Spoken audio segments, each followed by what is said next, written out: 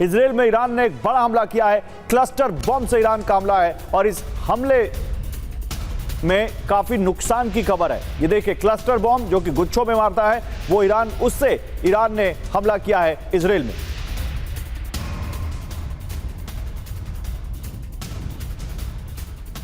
तो ये इजराइल की तस्वीरें हम आपको दिखा रहे हैं। देखिए, आपको ये धमाका जो दिख रहा है, ये ईरान के हमले के बाद का है।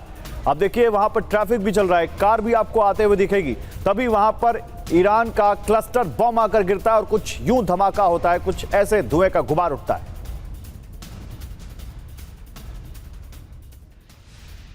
और लेबनान में हिजबुल्लाह के ठिकानों पर हमले जारी हैं। हिजबुल्लाह के वित्तीय ठिकानों पर अब टारगेट कर रहा है इजराइल।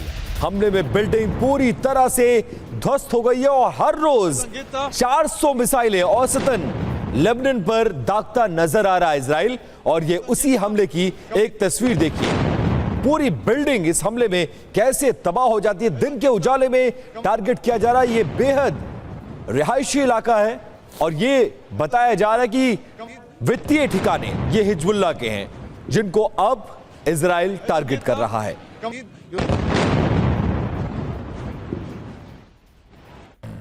और अमेरिका और इजरायली ठिकानों पर ईरान का हमला लगातार जारी है। थल, वायु और नौसेना ड्रोन यूनिट का अटैक मिलकर यह अटैक किया गया है। 512वें यूएस बेस का early warning radar station target कर दिया गया है। अल अदीरी कैंप पर भी ईरान ने हमला किया। और इस बीच ईरान पर इजराइल ने बड़ा हमला बोल दिया है। अब्दान शहर में मिसाइलों से हमला किया गया है और इस हमले में पुलिस हेडक्वार्टर को निशाना बनाया गया। फाइटर जेट से गिराई गई हैं पुलिस मुख्यालय पर मिसाइलें। अब्दान शहर में देखिए किस तरह से इजराइल हमला बोला है और इस बार निशाने पर पुलिस हेडक्वार्टर था। ईरान का एक और शहर, एक और टारगेट और भीषण हमले। फाइटर जेट से इस तरह की मिसाइलें गिराकर पुलिस हेडक्वार्टर, सेना भवन और वो तमाम ठिकाने जहां से इजराइल इस वक्त प्लानिंग कर रहा है, मूवमेंट कर रहा है, उसको निशाना बनाया जा रहा है।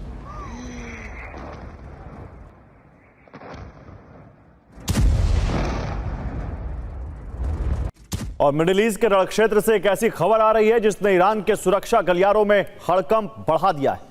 सीरिया और इराक की गलियों में अब हथियारों की नहीं बल्कि रणनीति की जंग शुरू होने वाली है। डोनाल्ड ट्रंप ने ईरान को घेरने के लिए ऐसा चक्रव्यूह तैयार किया है जिससे ईरान में सत्ता परिवर्तन का रास्ता बनाने की कोशिश है। अब तक ईरान ने प्रॉक्सी संगठनों के जरिए एक लोहे की दीवार खड़ी कर दी थी, लेकिन अमेरिका की नई रणनीति इस बाहरी कवच को तोड़ने की है। खबर है कि अमेरिका अब सीधे टकराव के बजाय ईरान की ढाल को उससे छीन लेगा, जिससे मुस्तबा और उनकी सेना पूरी तरह अकेली हो जाएगी। इस नए गेम का सबसे खतरनाक हिस्सा है अपनों से अलगाव। रणनीति यह है कि ईरान ने जिन ताकतों को अपनी शक्ति बनाया था, उन्हीं को ईरान के खिलाफ खड़ा कर दिया जाए। ईरान के प्रभाव को खत्म कर अमेरिका उसे क्षेत्रीय कूटनीति में अलग थलग करने की योजना पर काम कर रहा है। और ईरान के खिलाफ यूएस का एक बहुत बड़ा प्लान सामने आ गया है। कुर्द लड़ाकों को एकजुट कर रहा है अमेरिका। ईरान के खिलाफ कुर्दों का गुट तैयार कर रहा है जो उसके लिए मुसीबत बन सके। किस तरह से कई मोर्चे पर अमेरिका कितनी प्लानिंग के साथ अब इस वॉर को हैंडल करता हुआ नजर आ रहा है। अब ईरान को एक और तरीके से घेरने की कोशिश है। कुर्दों का गुट तैयार कर रहा है और उसके जरिए ईरान की मुश्किलें पूरी तरह से बढ़ाने की कोशिश।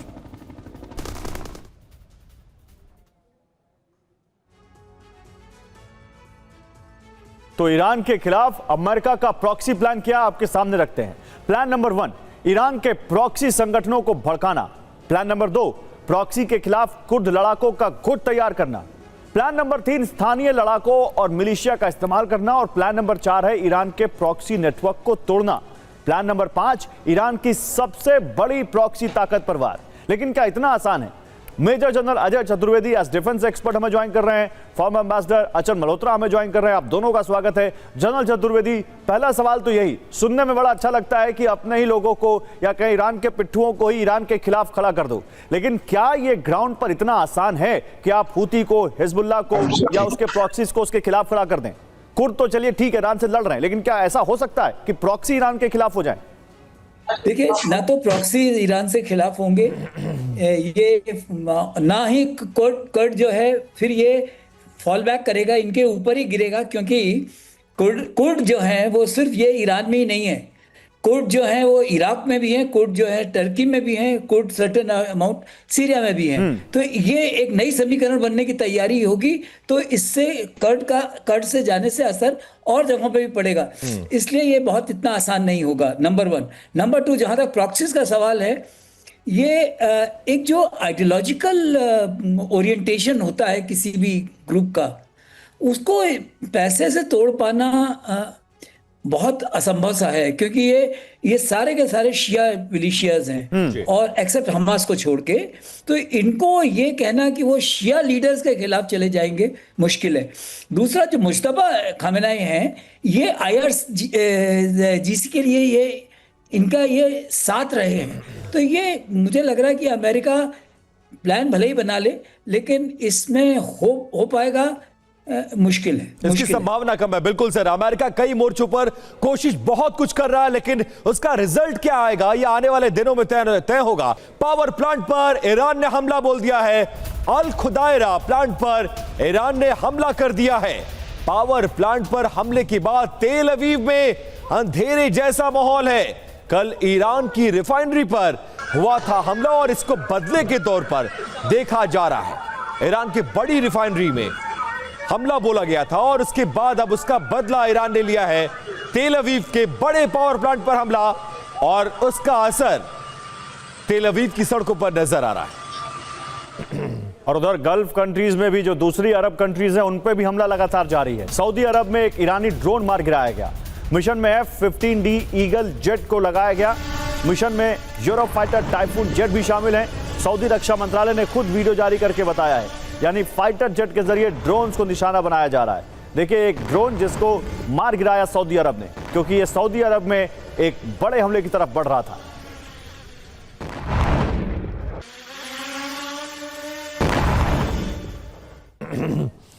और देखिए, वॉर जैसे जैसे आगे बढ़ रहा है, ईरान ने यूएस और इजराइल को नई चेतावनी जारी की है। क्या कहा है?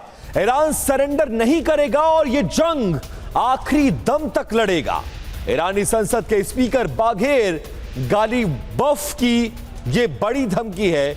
हम रणनीति के हिसाब से इस जंग को लड़ रहे हैं, यह ना समझा जाए कि हम कुछ भी कर रहे हैं। हम अपने ट्रैक पर हैं, हमें यह अंदाजा था और यही वजह है कि 10वें दिन में यह युद्ध प्रवेश कर गया और अब भी कहीं से भी घुटने टेकते हुए ईरान नजर नहीं आ रहा है। तो देखिए, ईरान में सत्ता परिवर्तन का यह ट्रंप कार्ड कहा जा रहा है और क्या इसमें अहम बातें हैं वो भी जान लीजिए। शीर्ष नेतृत्व पर हमलों के बाद भी सत्ता बरकरार है। पेंटागन ने अपनी रणनीति में बदलाव कर दिया है। अब विद्रोह के जरिए सत्ता परिवर्तन का प्लान है और गौरव कुर्द संगठनों को एक साथ एक मंच पर लाने की अमेरिका कोशिश कर रहा है। बिल्कुल विपिन, और बड़े पैमाने पर हथियार देने की तैयारी में भी अमेरिका। लेकिन ये सब, जैसा कि मैंने अभी जनरल चतुर्वेदी से पूछा था, अम्बेसडर मल्होत्रा, क्या आपको भी ये लगता है कि ये जो अमेरिका की प्लानिंग है, ये केवल एक आई वॉश है दुनिया को बताने के लिए कि देखो हम ये सब प्लान करके बैठे हैं, लेकिन अमेरिका वाकई अभी भी क्लूलेस दिखता है 10 दिन के बाद? गौरव, मुझे लगता है अगर अमेरिका वाकई इस दिशा में कुछ काम कर रहा है तो ये उसकी सबसे कमजोर स्ट्रैटेजी होगी। और मैं जनरल चतुर्वेदी साहब के साथ पूरी तरह से सहमत हूँ। कुर्द जो ना कोई फैक्टर ही नहीं है। कुर्द इस पूरे जो तमाशे में कुर्द का कोई रोल नहीं है। कुर्द बेचारे खुद सालों साल से अपने अस्तित्व की लड़ाई लड़ रहे हैं और अमेरिका और वेस्टर्न वर्ल्ड से कई बार वो धोखा खा चुके हैं। और कुर्द कितने भी अब ईरान के अंदर कितने वो मोबिलाइज कर लेंगे तो हद से 10, 20, 25, 50 हजार से आगे उनकी संख्या नहीं जाने वाली। और कुर्द को ये काफी आसानी से हैंडल कर लेंगे। हमास, हिजबुल्ला और हूती वो हैं उनके मेन प्रॉक्सीज ईरान के, जिन्हें वो न्यूट्रलाइज नहीं कर पाए पूरी तरह से। अगर वहां से ईरान को कमजोर करते हैं तो ये रणनीति कामयाब हो सकती है। लेकिन इनकी कुर्दों की संख्या तो सर पीनट्स है, उनको तो काउंट ही बहुत ज्यादा नहीं किया जा सकता। जो मेन प्रॉक्सीज हैं, उन तक वो पहुंच ही नहीं पाएंगे और नहीं पहुंच पाएंगे तो कैसे इफेक्ट करेंगे, ये सबसे बड़ा सवाल है। लौटूंगा सर आपके पास। और इसी बीच एक बड़ी खबर आ रही है सीरिया के कुर्दों की, ईरान के कुर्दों की चेतावनी। अमेरिका पर भरोसा करना, जिसका जिक्र कर रहे थे हमारे गेस्ट अभी, ये खतरनाक है। सीरिया के कुर्द कह रहे हैं अमेरिका के संपर्क में ईरानी कुर्द मिलिशिया हैं और ये रिपोर्ट्स के जरिए दावा किया जा रहा है।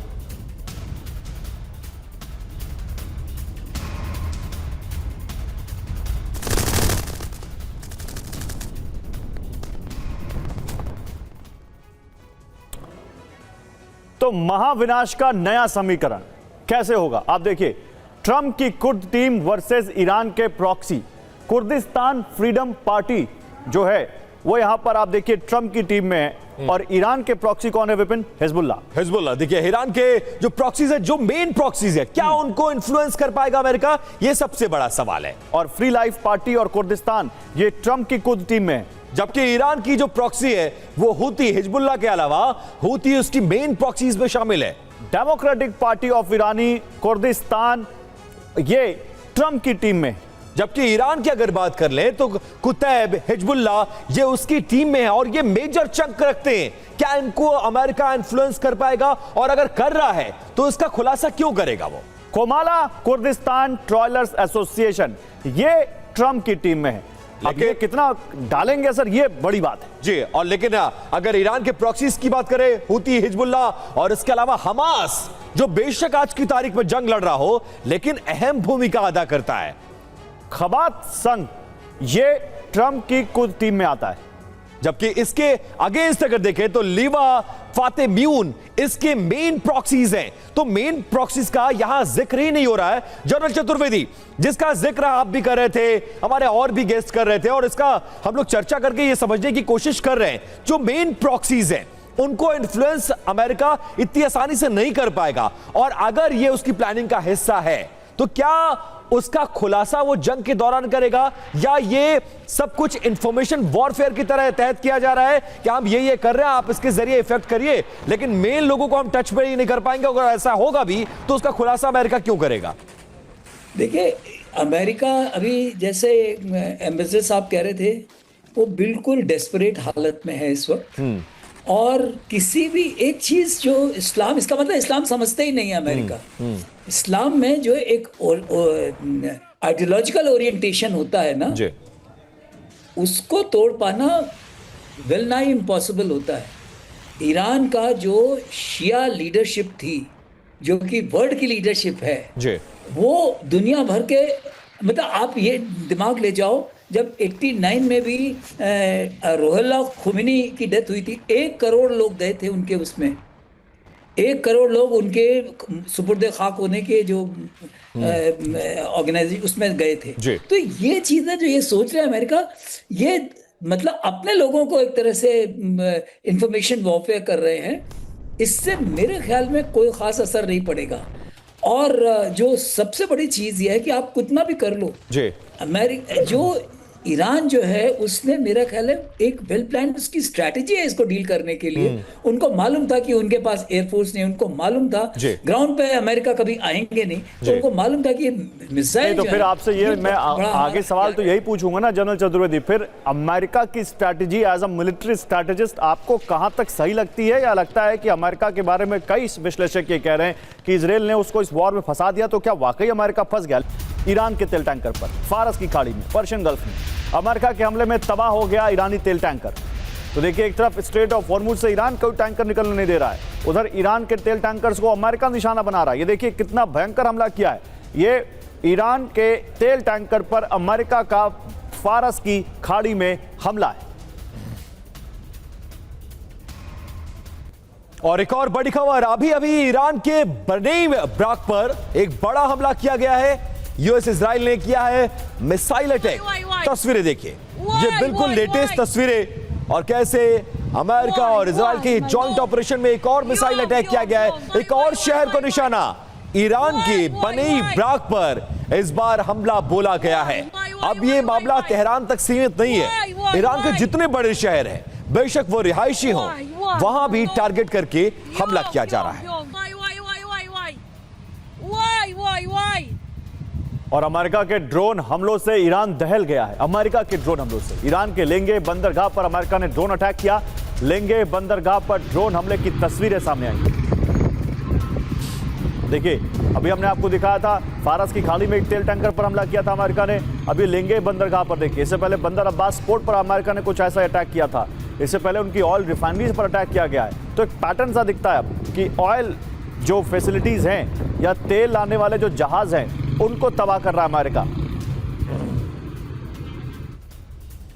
और बहुत बड़ी और अहम खबर, युद्ध मिशन पर अमेरिकी जंगी पोत अब्राहम लिंकन उतर चुका है मैदान में। आप समझिए, पोत से फाइटर जेट्स उड़ान भरते हुए नजर आ रहे हैं। ये तस्वीरें देखिए, जंगी पोत से ईरान पर स्ट्राइक लॉन्च होने का दावा किया जा रहा है और ये उसका सबूत। यूएसएस अब्राहम लिंकन बहुत ताकतवर युद्धपोत और उसके युद्धपोत से अब इस तरह से फाइटर जेट्स उड़ान भरते हुए नजर आ रहा है और दावा यह किया जा रहा है कि ईरान से जो जंग चल रही है ये फाइटर जेट्स वही अंगार बरसाएंगे। और अब इजराइल ने ईरानी शिप पर हमला किया है। अभी अमेरिका का हमला दिखा रहे थे, अब ईरानी शिप पर इजराइल का भीषण हमला देखिए। बंदर अब्बास की बात कर रहा था। बंदर अब्बास पोर्ट में ईरानी जहाज पर बमबारी की गई। बंदर अब्बास पोर्ट पर ईरान के एक शिप पर इजराइल के हमले की तस्वीरें हैं।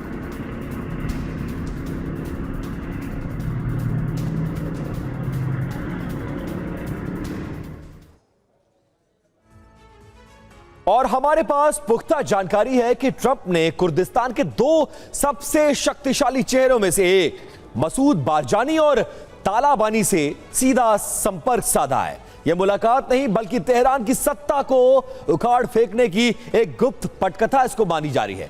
ट्रंप की रणनीति साफ है कि ईरानी विद्रोही जितने गुट हैं, चाहे वो कुर्द गुट भी क्यों ना हो, उन सभी को एक साथ एक मंच पर लाकर एक विशाल सैन्य संगठन खड़ा करना है। खबर यह है कि अमेरिका इन लड़ाकों को अब तक के सबसे ताकतवर, आधुनिक और बड़े पैमाने पर हथियार देने की तैयारी कर चुका, लेकिन कितना इंपैक्ट करेगा यह सबसे बड़ी बात है। हमारे साथ लगातार मेहमान बने हुए हैं। अचल सर, आप इस पूरे अपडेट्स को कैसे देखते हैं?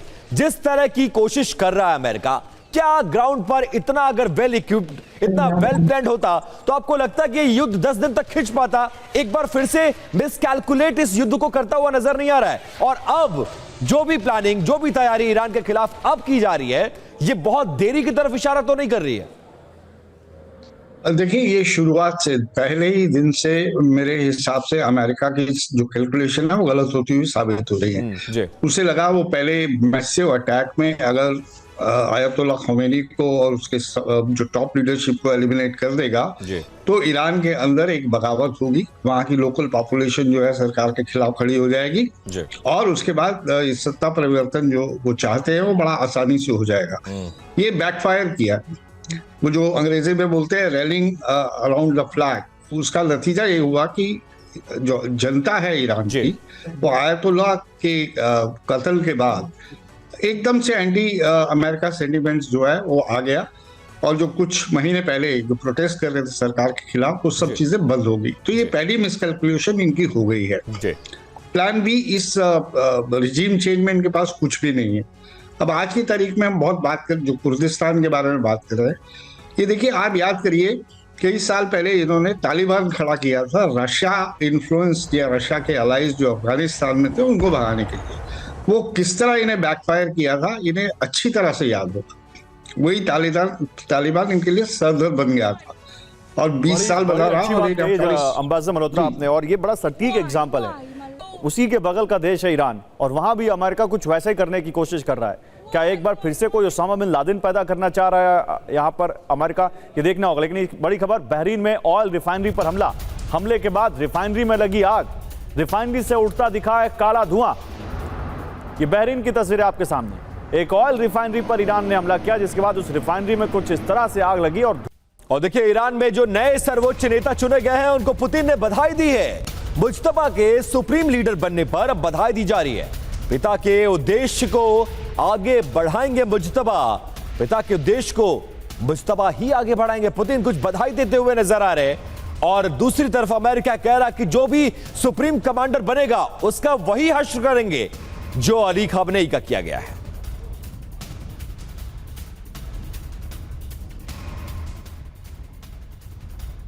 और युद्ध के बीच अबू धाबी से बड़ी खबर है। अबू धाबी का मशहूर बैप्स मंदिर बंद कर दिया गया है। अगले आदेश तक मंदिर बंद रखा जाएगा। विपिन, आप तो इस मंदिर में होके भी आए जी। अबू धाबी का ये बैप्स मंदिर बहुत मशहूर मंदिर है और देश दुनिया से यहाँ पर भक्त आते हैं। ये अगले आदेश तक बंद कर दिया गया। अब देखिए युद्ध कहां तक पहुंच चुका है। मैं इसी को लेकर जाऊंगा जनरल चतुर्वेदी के पास। जनरल चतुर्वेदी, क्या अब अरब में इसकी हीट तो पहले दिन से ही महसूस होने लग गई थी, लेकिन अब ग्राउंड पर आम लोगों तक महसूस हो रही है और अरब देशों को अब पता लग रहा है कि वो एक ऐसे युद्ध में फंस रहे हैं जहां उनका कोई लेना देना नहीं। बिल्कुल, जो आप कह रहे हो एकदम सही है। मैं ये कहना चाहूंगा कि अमेरिका और जो इजराइल, जनरल चतुर्वेदी की आवाज थोड़ी बढ़ाइए प्लीज यार। देखेंगे दोनों अलग अलग हैं। इजराइल कह रहा है कि हम इनकी लीडरशिप को खत्म कर देंगे जी। आप ये रियलाइज नहीं कर रहे हैं कि ये किससे कंपेयर कर रहे हैं जब इन्होंने मुसादिक को हटाया था। नहीं, लेकिन जनरल चतुर्वेदी, मैं ये जानना चाह रहा हूं, क्या आपको नहीं लगता कि मिडिल ईस्ट सिर्फ अमेरिका से दोस्ती की सजा भुगत रहा है? बिल्कुल, इसमें कोई शक नहीं। ये और अमेरिका का जहां जहां बेसिस है उनको, क्योंकि आप उसमें पेटर शिकैन का बयान भी सुन लीजिए। उन्होंने एक माफी भी मांगी कि भाई हमने दूसरा जो अमेरिका इसमें कर रहा है, जैसे साइप्रस, तुर्की, उन्होंने अजरबैजान, तीनों का उन्होंने जो उनके फॉरेन मिनिस्ट्री के स्पोक्समैन कहा कि हमारा इससे कोई लेना देना, साइप्रस पे हमने नहीं अटैक किया। जनरल चतुर्वेदी, इस बीच एक बड़ी खबर आ रही है। जो अभी नए सुप्रीम लीडर बने हैं आयतुल्लाह अली खamenei के बेटे मुस्तफा खamenei, उन्होंने अपने देश के नाम पहला संबोधन दिया है। मुस्तफा खamenei का पहला संबोधन, अपने शहीदों के रास्ते पर आगे बढ़ेंगे, अपने रास्ते पर आगे बढ़ते रहेंगे। मुस्तफा खamenei के इस सुप्रीम लीडर के अपॉइंटमेंट से ट्रंप बहुत खुश नहीं थे। उन्होंने पहले कह दिया था कि मुस्तफा वो ग्राउंड पर उनकी उतनी पकड़ नहीं है और जो भी बैठेगा ईरान की सत्ता पर वो मेरी सहमति से बैठेगा। लेकिन मुस्तफा खamenei क्या अब यहां पर एम्बेसडर मल्होत्रा ट्रंप को सीधी चुनौती देते हुए वो कह रहे हैं अपने शहीदों के रास्ते पर आगे बढ़ेंगे, यानी वो कह रहे हैं अपने पिता के रास्ते पर आगे बढ़ेंगे। क्या उन्होंने ट्रंप को जवाब दे दिया है अपनी इस बात से? बिल्कुल। ईरान, देखिए, ईरान किसी भी जो भी ट्रंप की तरफ से, अमेरिका या इजराइल की तरफ से जो बड़ी बड़ी बातें की जाती है, तुरंत हाथ के हाथ उसको रिप्लाई देता है, जवाब देता है। और इनके इलेक्शन के बारे में लेके भी ट्रंप बोल रहे थे कि ये तो मेरी मर्जी होगी तो चलेंगे, नहीं तो इनको भी हटा दिया जाएगा। तो इनका जवाब देना बनता है और जवाब इन्होंने दिया है। तो ये आपकी जो साइकोलॉजिकल और इंफॉर्मेशन वॉर का एक हिस्सा है। तो दोनों एक दूसरे से किसी भी तरीके से अभी पीछे हटने की बात नहीं कर रहे हैं। और ईरान तो कह रहा है कि अब तो उसके लिए जो लड़ाई है ये आर पार की लड़ाई है। उनके लिए तो डेफिनेटली सर्वाइवल की लड़ाई है ना। उनकी एक फिलॉसफी कि अपना सम्मान, अपनी गरिमा, अपनी आजादी, इन सबको बचाएंगे, इन सब की रक्षा करेंगे। यानी दोनों कह दिया, कहीं भी कोई सॉफ्ट टोन नहीं है जो पेजेश्कियान की बातों में लगी थी। इसका थोड़े से आप कह सकते हैं कि वो हैं बीच के, थोड़े मॉडरेट, उनकी जो छवि है थोड़ी मॉडरेट है। वो कोशिश करते हैं कि इंगेज कर लिया जाए कुछ हल्की फुल्की बात करके। लेकिन ईरान के आज के हालात में ऐसा होने वाला नहीं है।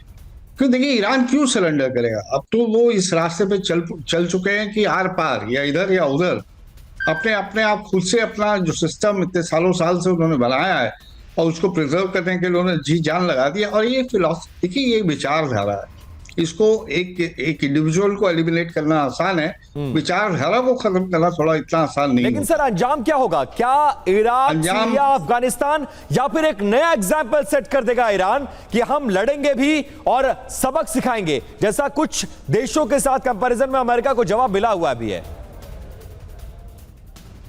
मुझसे पूछ रहे हैं? जी। नहीं गौरव, ये तो लड़ेंगे। अगर इनके पास जब तक सैन्य शक्ति है ये लड़ते रहेंगे।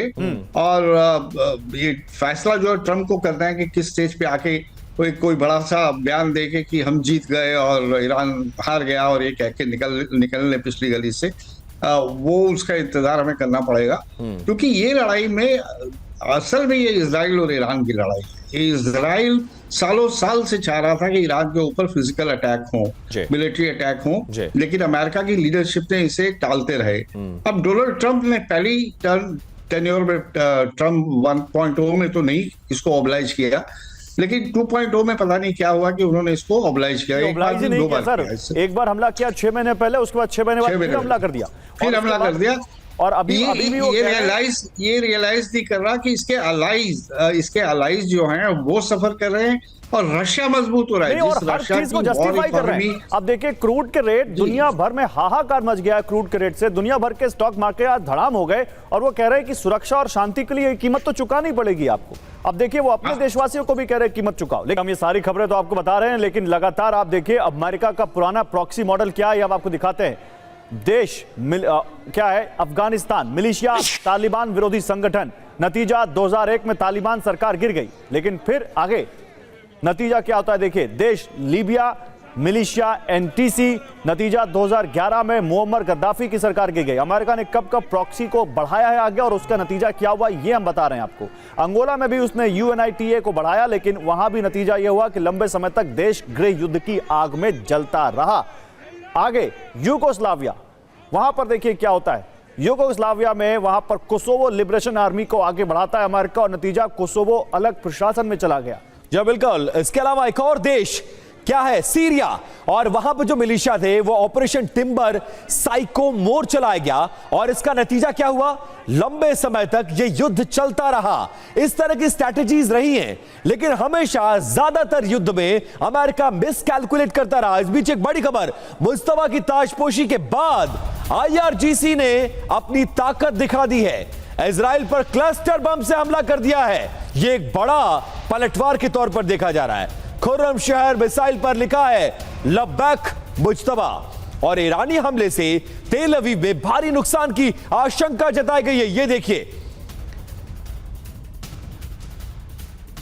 ईरानी हमले से तेल अवीव में भारी नुकसान और इस तरह से हमले किए गए हैं। और मुस्तफा की ताजपोशी के बाद IRGC ने अपनी ताकत दिखाई है और अमेरिका को तेल अवीव में हमला करके संदेश देने की कोशिश कि नया सुप्रीम कमांडर आ गया है और यह जंग ईरान लड़ेगा। खुर्रम शहर में मिसाइल से हमला और लिखा है लब्बैक मुज्तबा।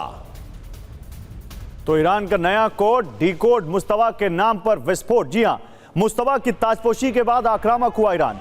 लब्बैक मुस्तफा लिखी मिसाइलों से हमला कर रहा है। खुर्रम शहर 4 मिसाइल पर लब्बैक मुस्तफा लिखा। फतह और खैबर शिकन मिसाइल से भी प्रहार किया गया है। यूएस और इजराइल के खिलाफ हमले का 30वां चरण लॉन्च किया गया है। जी और देखिए IRGC का दावा क्या है वो भी जान लीजिए। पहले से ज्यादा और विध्वंसक हमले किए जाएंगे और समझ लीजिए कि इसके परिणाम क्या होंगे। इसीलिए कहीं से भी ईरान घुटनों पर आता नजर नहीं आ रहा है। कुछ और बड़ी खबरें, ईरान की राजधानी में जहरीली बारिश की जा रही है। देखिए तेहरान के कई इलाकों में एसिड रेन कर रहा है इजराइल। ये देखिए, ये इस युद्ध में पहली बार ऑयल रिफाइनरी पर हमलों के बाद शहर में फैला केमिकल वाला धुआं सांस लेना अब तेहरान में मुश्किल हो रहा है। तेहरान में फैले धुएं से लोगों को सांस लेने में तकलीफ हो रही है। स्किन प्रॉब्लम्स और फेफड़ों की परेशानी की शिकायतें तेहरान में बढ़ गई हैं। यह डबल अटैक है एक तरह से। और एक चीज और ध्यान में रखिए, जब हम आपको ये खबरें बता रहे हैं तब नीचे टिकर पर मुस्तफा खामनी जो कह रहे हैं वो भी देखते रहिए, क्योंकि अभी सुप्रीम लीडर बनने के बाद देश के नाम पहला संबोधन है इनका और बड़ी बातें वो कह रहे हैं। इसी बीच तेल अवीव से बड़ी खबर है। तेल अवीव में ईरानी मिसाइल हमला हुआ है। पार्किंग स्थल में एक ईरानी मिसाइल गिरी है। ईरान ने क्लस्टर वॉरहेड मिसाइल दागी है। 6 लोग घायल हुए हैं, एक की हालत गंभीर है। तो तेल अवीव में देखिए कैसे क्लस्टर मिसाइल यहां पर दागी ईरान ने और उसके बाद की तस्वीर है। अल आदरी एयरपोर्ट पर हमले का दावा किया है। ईरान ने कुवैत में अल आदरी एयरपोर्ट पर हमले का दावा किया है। ड्रोन और क्रूज मिसाइलों से हमले किए गए। यूएस हेलीकॉप्टर रैम्प ध्वस्त करने का दावा भी किया है।